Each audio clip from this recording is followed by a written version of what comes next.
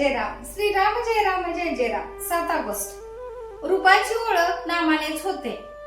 नुसत्या शास्त्र पठणामुळे होणाऱ्या ज्ञानापेक्षा भक्ती ही निश्चित श्रेष्ठ आहे. भक्ती म्हणजे परमात्मा स्वरूपाचे परम प्रेम होय. कर्म, ज्ञान, योग ही साधने असून भक्ती हे साध्य आहे. कर्म मार्गामध्ये नुसते कर्म बरोबर करण्याच्या हिशोबात मन अडकून जाते. म्हणून नुसता कर्ममार्गी कर्मठ आणि जड बनतो आणि त्याला भगवंताचा विसर पडतो. योगामध्ये वृत्तींना आवरून धरण्याची खटपट करावी लागते. वृत्ती शांत झाल्या म्हणजे मन शून्याकार होते. वृत्ती आवरणाऱ्याला भगवंताचे प्रेम असेलच असे सांगता येत नाही. ज्ञानमार्गामध्ये आत्मनात्म विचाराला प्राधान्य असल्याने तिथे बुद्धीच्या सामर्थ्यावर फार भर असतो.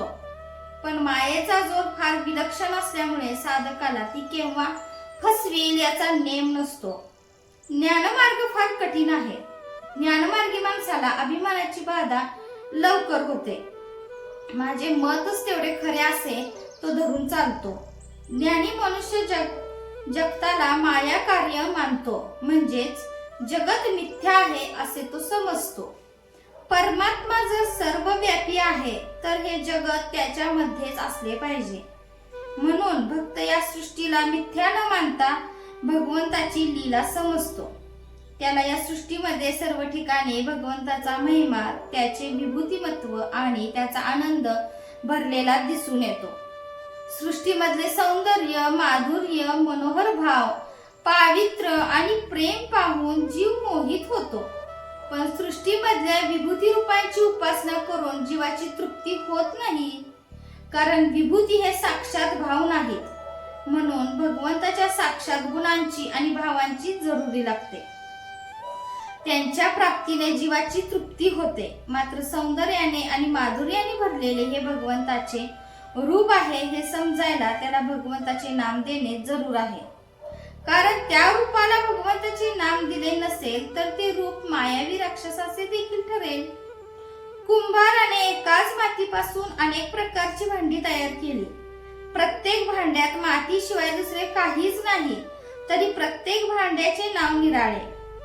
तुकाराम बुवा एवढे मोठे संत बनले, पण भगवंत सर्व ठिकाणी व्यापून आहे म्हणून ते विठोबाला राम म्हणाले नाहीत किंवा दत्ताला महादेव म्हणाले नाहीत. जगत हे भगवंतापासून भिन्न नाही. जगतात आढळणारे सर्व रूपे भगवंताची आहेत, पण रूपाची ओळख नामानेच होते. प्रत्यक्ष आकाराला आलेली अनेक रूपे नाहीशी झाली तरी त्यांचे नाव टिकून राहते.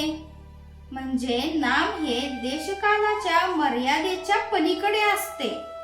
म्हणून ते रूपापेक्षा जास्त सत्य होय आणि जे सत्य आहे ते श्रेष्ठ असलेच पाहिजे. सत्य वस्तू ओळखणे हाच परमार्थ होय. जय जय रघुवीर समर्थ. आजचे बोधवाक्य. भगवंताची रूपे जेथून येतात तेथे नामाचे वास्तव्य आहे.